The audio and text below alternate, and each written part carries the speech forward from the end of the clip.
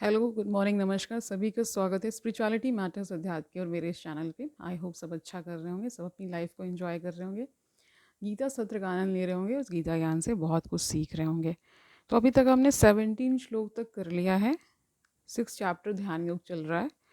तो आज देखेंगे कितने श्लोक हम कर पाते हैं। ठीक है, आज का हम लोग जो लेने वाले हैं 18 से लेकर के 23 तक, क्योंकि 20 से लेकर के 23 तक एक साथ गिवन है और उसका अर्थ सहित तात्पर्य भी एक साथ गिवन है। तो देखते हैं आज का सेशन। Let's get started. 18वां श्लोक देखिए। यदा विनियतम चित्तम आत्मनि एव अवतिष्ठते निष्प्रह सर्व कामेभ्यः युक्तः इति उच्यते तदा।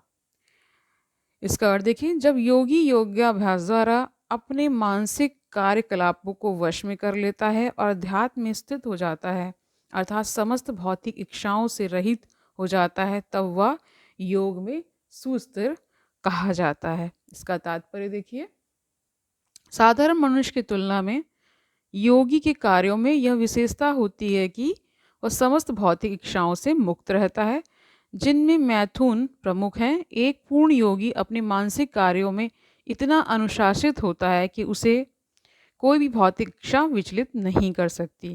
यह सिद्ध अवस्था कृष्ण भावना भावित व्यक्तियों द्वारा स्वतः प्राप्त हो जाती है, जैसा कि श्रीमद् भागवत में कहा गया है। क्या कहा गया वो देखिए। राजा अम्बरीश ने सर्वप्रथम अपने मन को भगवान के चरण कमलों पर स्थित कर दिया, फिर क्रमशः अपनी वाणी को कृष्ण के गुणानुवाद में लगाया। हाथों को भगवान के मंदिर को स्वच्छ करने, कानों को भगवान के कार्यकलापों को सुनने, आँखों को भगवान के दिव्य रूप का दर्शन करने, शरीर को अन्य भक्तों के शरीरों का स्पर्श करने, ठीक है, घ्राणेन्द्रिय को भगवान पर चढ़ाए गए कमल पुष्प की सुगंध सूंघने, जीव को भगवान के चरण कमलों पर चढ़ाए गए तुलसी पत्रों का स्वाद लेने, पांवों को तीर्थ यात्रा करने तथा भगवान के मंदिर तक जाने, सिर को भगवान को प्रणाम करने तथा अपनी इच्छाओं को भगवान की इच्छा पूरी करने में लगा दिया। यानी यहाँ पे एक एक विवरण देते हुए ये बताया जा रहा है कि पूरा जो शरीर है, जितने भी उनके अंग हैं, जितने भी चीज़ें हैं, सब क्या है, प्रभु के कार्य में या प्रभु में ही बिल्कुल मग्न होकर के वो जी रहे हैं, यही बताया जा रहा है। ठीक है, कह रहे सिर को भगवान को प्रणाम करने तथा अपनी इच्छाओं को भगवान की इच्छा पूरी करने में लगा दिया। ये सारे दिव्य कार्य शुद्ध भक्त के सर्वथा अनुरूप हैं। निर्विशेषवादियों के लिए यह दिव्य अवस्था अनिर्वचनीय है। इसलिए भी कहते हैं ना, मतलब अनिर्वचनीय का मतलब होता है which can not be explain, which can not be, कह सकते हैं उसका बताया नहीं जा सकता ना, उस तरह से उसका व्याख्यान नहीं हो सकता, उसकी व्याख्या नहीं की जा सकती इस तरह से। किंतु कृष्ण भावना भावित व्यक्ति के लिए यह अत्यंत सुगम एवं व्यवहारिक है, जैसा कि महाराज अम्बरीश की ऊपरी ऊपरी वर्णित जीवनचर्या से स्पष्ट हो जाता है। ऊपरी वर्णित मतलब ऊपर जो दिया हुआ था ना, जब तक निरंतर स्मरण द्वारा भगवान के चरण कमलों में मन को स्थिर नहीं कर लिया जाता, तब तक ऐसे दिव्य कार्य व्यवहारिक नहीं बन पाते। अतः भगवान की भक्ति में इन विहित कार्यों को अर्चन कहते हैं, जिसका अर्थ है समस्त इंद्रियों को भगवान की सेवा में लगाना। इंद्रियों तथा मन को कुछ ना कुछ कार्य चाहिए। कोरा निग्रह व्यवहारिक नहीं है। अतः सामान्य लोगों के लिए, विशेषकर जो लोग संन्यास आश्रम में नहीं हैं, ऊपर वर्णित इंद्रियों तथा मन का दिव्य कार्य ही दिव्य सफलता की सही विधि है, जिसे भगवत गीता में युक्त कहा गया है। ठीक है, 19वां श्लोक देखिए।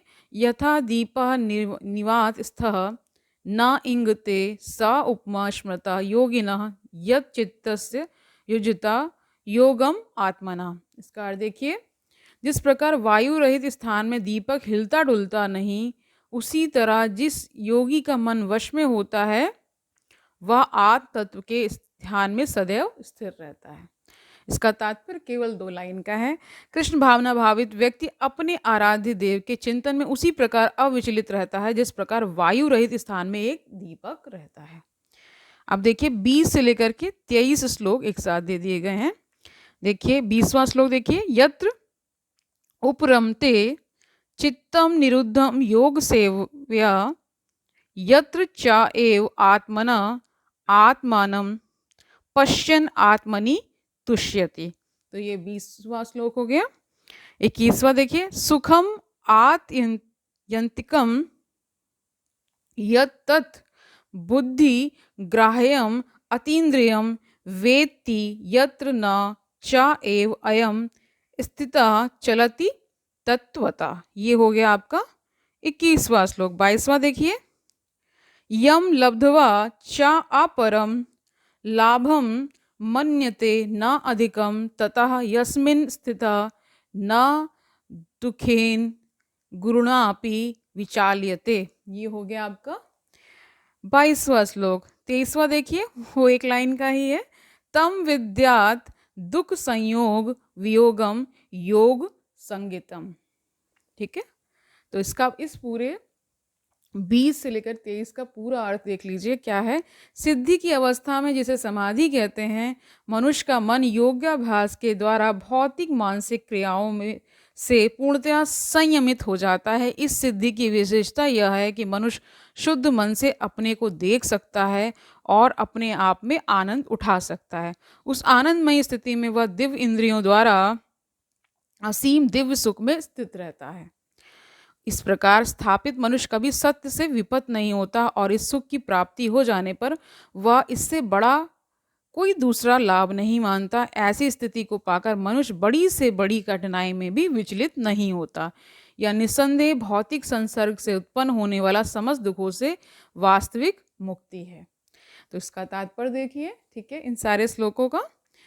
योगाभ्यास से मनुष्य भौतिक धारणाओं से क्रमशः विरक्त होता जाता है। यह योग का प्रमुख लक्षण है। इसके बाद वह समाधि में स्थित हो जाता है, जिसका अर्थ यह होता है कि दिव्य मन तथा बुद्धि के द्वारा योगी अपने आप को परमात्मा समझने का भ्रम न करके परमात्मा की अनुभूति करता है। तो परमात्मा की अनुभूति इस समय होने लगती है। फिर योगाभ्यास बहुत कुछ पतंजलि की पद्धति पर आधारित है।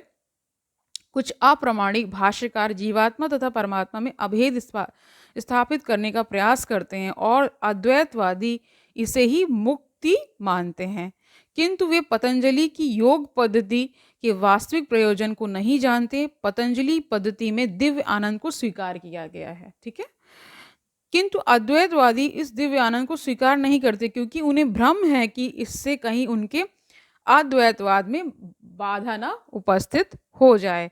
अद्वैतवादी ज्ञान तथा ज्ञाता के द्वैत को नहीं मानते, किंतु इस श्लोक में दिव्य इंद्रियों द्वारा अनुभूत दिव्य आनंद को स्वीकार किया गया। इसकी पुष्टि योग पद्धति के विख्यात व्याख्याता पतंजलि मुनि ने भी की है, ठीक है। तो इन्होंने क्या बताया है वो देखिए योग सूत्र में, यह चिति शक्ति या अंतरंगा शक्ति दिव्य है। पुरुषार्थ का तात्पर्य धर्म अर्थ काम तथा अंत में पर ब्रह्म से तादात्म्य या मोक्ष है, ठीक है। 4 पुरुषार्थ सभी को पता है। अद्वैतवादी पर ब्रह्म से इस तादात्म्य को कैवल्यम कहते हैं, कैवल्य कहते हैं, ठीक है। किंतु पतंजलि के अनुसार कैवल्यम वह अंतरंगा या दिव्य शक्ति है जिससे जीवात्मा अपनी स्वाभाविक स्थिति से अवगत होता है। भगवान चैतन्य के शब्दों में यह अवस्था कैसे बताई गई वो बताया जा रहा है कि मन रूपी मलिन दर्पण का मार्जन यानी शुद्धि है। यह मार्जन वास्तव में मुक्ति है। प्रारंभिक निर्वाण सिद्धांत भी इस नियम के समान है। अब देखिए भागवत में इसे 100 रूपेण व्यवस्थिति कहा गया है। भगवत गीता के इस श्लोक में भी इसी की पुष्टि हुई है। निर्वाण के बाद आध्यात्मिक कार्यकलापों की भगवत भक्ति की अभिव्यक्ति होती है, जिसे कृष्ण भावनामृत कहते हैं। भागवत के शब्दों में 100 रूपेण व्यवस्थिति मतलब इसका अर्थ होता है जीवात्मा का वास्तविक जीवन यही है। भौतिक दूषण से आध्यात्मिक जीवन के कल्मश युक्त होने की अवस्था माया है। ठीक है, इस भौतिक दूषण से मुक्ति का अभिप्राय जीवात्मा की मूल दिव्य स्थिति का विनाश नहीं है। पतंजलि भी इसकी पुष्टि इन शब्दों में करते हैं। क्या बता रहे हैं वो देखिए, या चिति शक्ति या दिव्य आनंद ही वास्तविक जीवन है। इसका अनुमोदन वेदांत सूत्र में इस प्रकार हुआ है, या चिति शक्ति ही योग का परम लक्ष्य है और भक्ति द्वारा इसे सरलता से प्राप्त किया जाता है। भक्ति योग का विस्तृत विवरण 7वें अध्याय में किया जाएगा, तो 7वें अध्याय में हम जानेंगे। ठीक है, इस अध्याय में वर्णित योग पद्धति के अनुसार समाधियां 2 प्रकार की होती हैं। एक है संप्रज्ञात तथा असंप्रज्ञात समाधियां। 2 प्रकार की समाधियां बताई गई हैं, संप्रज्ञात और आ लगा दीजिए उसमें, तो असंप्रज्ञात। ठीक है, समाधियां या मनुष्य विभिन्न दार्शनिक शोधों के द्वारा दिव्य स्थिति को प्राप्त होता है तो यह कहा जाता है कि उसे संप्रज्ञात समाधि प्राप्त हुई है। असंप्रज्ञात समाधि में सांसारी आनंद से कोई संबंध नहीं रहता, यानी सांसारिक आनंद से कोई मतलब नहीं है वहाँ पे। ठीक है, यही बताया जा रहा है कि असंप्रज्ञात समाधि में संसारी आनंद में कोई संबंध नहीं रहता, क्योंकि इसमें मनुष्य इंद्रियों से प्राप्त होने वाले सभी प्रकार के सुखों से परे हो जाता है। यानी यहाँ पे इंद्रियां ही जब कंट्रोल में है तो बाकी सारी चीज़ें बहुत ईजी हो जाती है। ठीक है, यही बताया जा रहा है। ठीक है, असंप्रज्ञात समाधि में सांसारी आनंद से कोई संबंध नहीं रहता, क्योंकि इसमें मनुष्य इंद्रियों से प्राप्त होने वाले सभी प्रकार के सुखों से परे हो जाता है। एक बार इस दिव्य स्थिति को प्राप्त कर लेने पर योगी कभी उससे डिगता नहीं, यानी कि कह सकते हैं आज बिल्कुल भी विचलित नहीं होता है एक तरह से ना। एक बार स्थित हो गए उसमें, इसके बाद फिर विचलन नहीं होता है। जब तक योगी इस स्थिति को प्राप्त नहीं कर लेता तब तक वह असफल रहता है। आजकल के तथाकथित योगाभ्यास में विभिन्न इंद्रिय सुख सम्मिलित हैं जो योग के सर्वथा विपरीत हैं। योगी होकर यदि कोई मैथुन तथा मादक द्रव्य सेवन में अनुरक्त होता है तो वह उपहासजनक है, यानी मजाक का पात्र है ना। यहाँ तक कि जो योगी योग की सिद्धियों के प्रति आकृष्ट रहते हैं वे भी योग में आरूढ़ नहीं कहे जा सकते। यदि योगी जन योग की आनुषंगिक वस्तुओं के प्रति आकृष्ट हैं तो उन्हें सिद्ध अवस्था को प्राप्त हुआ नहीं कहा जा सकता, जैसा कि श्लोक में कहा गया है। अतः जो व्यक्ति आसनों के प्रदर्शन या सिद्धियों के चक्कर में रहते हैं उन्हें यह समझ लेना चाहिए कि इस प्रकार से योग का मुख्य उद्देश्य ही समाप्त हो जाता है। यानी जो लोग केवल आसन पे ही कर रहे हैं, यानी आसन का ही केवल अभ्यास कर रहे हैं, तो वो सही योग नहीं है, ये बताया यहाँ जा रहा है। ठीक है, इस योग में योग की सर्वोत्तम पद्धति कृष्ण भावना अमृत है, जो निराशा उत्पन्न करने वाली नहीं है। एक कृष्ण भावना भावित व्यक्ति अपने धर्म में इतना सुखी रहता है कि उसे किसी अन्य सुख की आकांक्षा नहीं रह जाती।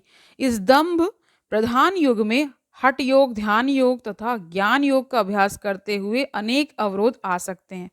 अब देखिए, दंभ मैंने पहले बताया, जो अभिमान आ जाता है ना लोगों को, किंतु कर्म योग या भक्ति योग के पालन में ऐसी समस्या सामने नहीं आती।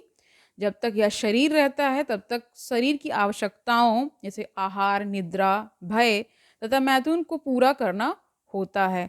किंतु जो व्यक्ति शुद्ध भक्ति योग में अथवा कृष्ण भावना अमृत में स्थित होता है वह शरीर की आवश्यकताओं की पूर्ति करते समय इंद्रियों को उत्तेजित नहीं करता, प्रत्युत वह घाटे के सौदे का सर्वोत्तम उपयोग करके जीवन की न्यूनतम आवश्यकताओं को स्वीकार करता है और कृष्ण भावना अमृत में दिव्य सुख भोगता है। वह दुर्घटनाओं, रोगों, अभावों और यहाँ तक कि अपने प्रियजनों की मृत्यु जैसी आपातकालीन घटनाओं के प्रति भी निरपेक्ष रहता है। किंतु कृष्ण भावना अमृत या भक्ति योग संबंधी अपने कर्मों को पूरा करने में वह सदैव सचेष्ट रहता है। दुर्घटनाएं उसे कर्तव्य पथ से विचलित नहीं कर पाती, जैसा कि भगवद गीता में कहा गया है। ठीक है, बहुत सारी बातें बताई गई हैं ना। वह इन प्रासंगिक घटनाओं को सहता है क्योंकि वह यह भली भांति जानता है कि ये घटनाएं ऐसे ही आती जाती रहती हैं और इनसे उसके कर्तव्य पर कोई प्रभाव नहीं पड़ता। इस प्रकार वह योगाभ्यास में परम सिद्धि प्राप्त करता है। ठीक है, तो यहाँ यही बता रहे हैं, आज के पूरे सेशन का सार यही है कि जो कृष्ण भावना भावित जन है वो किसी भी प्रियजन को जो भी घटनाएं दुर्घटनाएं जीवन में घटती हैं उनसे अविचलित रहते हैं और अपना सुखपूर्वक जीवन व्यतीत करते हैं। उनको बहुत ज़्यादा संसार में आनंद समझ में नहीं आता है, वो कृष्ण में ही रमे रहते हैं और कृष्ण उनको वहाँ आनंद प्राप्त होने लगता है। क्योंकि ठीक है, तो आज का सेशन यहीं तक। ठीक है, कल मिलते हैं, तब तक आनंद से रहिए, सुखपूर्वक अपना जीवन व्यतीत करिए, लोगों को सुख दीजिए और वो वापस आपसे मिलने ज़रूर आएगा वो सुख। ठीक है, तो कल मिलते हैं, तब तक के लिए हरि ओम तत्सत।